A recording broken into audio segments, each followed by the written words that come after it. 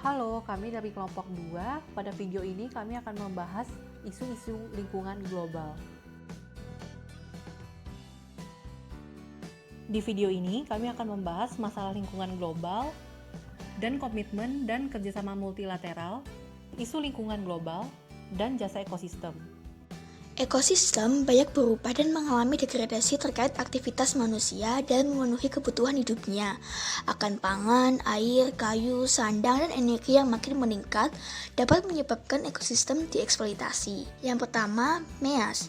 MEAS merupakan perjanjian multilateral tentang lingkungan dan merupakan instrumen legal atau hukum. Nah, konvensi-konvensi yang terdapat di Indonesia antara lain Protokol Montreal, Protokol Kyoto, Konvensi Basel, Konvensi Keanekaragaman Hayati, Konvensi tentang Perubahan Iklim, Deklarasi Rio, dan Agenda 20. Terdapat 7 isu lingkungan global yang akan dibahas. Perubahan iklim, pemanasan global, penipisan lapisan ozon, hujan asam, ancaman biodiversitas, pencemaran air, dan perpindahan B3. Pada tahun 1750 terjadi revolusi industri. Tenaga manusia dan hewan digantikan oleh mesin berbahan bakar fosil sehingga menyebabkan terjadinya lonjakan emisi gas rumah kaca. Hal itu menyebabkan suhu rata-rata global meningkat hingga 0,76 derajat Celcius sejak tahun 1800-an. Pemanasan global menyebabkan melelehnya es dan gletser, perubahan pola curah hujan, dan perubahan iklim. Dampak lebih lanjutnya yaitu terganggunya ekosistem satwa liar. Penipisan lapisan ozon. Lapisan ozon adalah lapisan di atmosfer pada ketinggian 19-48 km di atas permukaan bumi. Penyebab utamanya adalah zat klorofluorokarbon atau CFC. Salah satu dampaknya adalah meningkatnya suhu bumi atau global warming. Dan salah satu upaya penanggulangan penipisan lapisan ozon adalah mengurangi penggunaan elektronik yang dapat menyebabkan gas CFC dalam jumlah yang banyak. Perubahan iklim menyebabkan masalah biodiversitas. Berdasarkan Millennium Ecosystem Assessment tahun 2005, sebanyak 10-30% spesies mamalia, unggas, dan amfibi terancam punah. Hal ini disebabkan adanya perubahan temperatur dan curah hujan pada daerah tertentu, sehingga tingkat reproduksi spesies pada daerah tersebut juga berubah.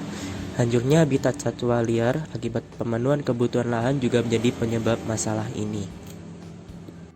Hujan asam merupakan jenis hujan yang memiliki tingkat keasaman yang tinggi, yakni pH di bawah 5,7 yang diakibatkan oleh peningkatan kadar emisi gas NOx dan SOx di udara.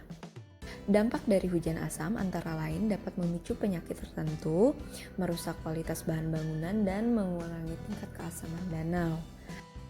Solusi menanggulangi hujan asam ini antara lain menggunakan bahan bakar yang dapat dibaharui dan mengurangi penggunaan bahan bakar fosil.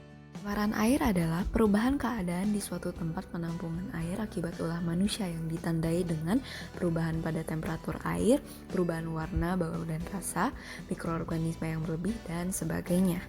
Penyebabnya antara lain penimbunan sampah dan penggunaan bom untuk menangkap ikan.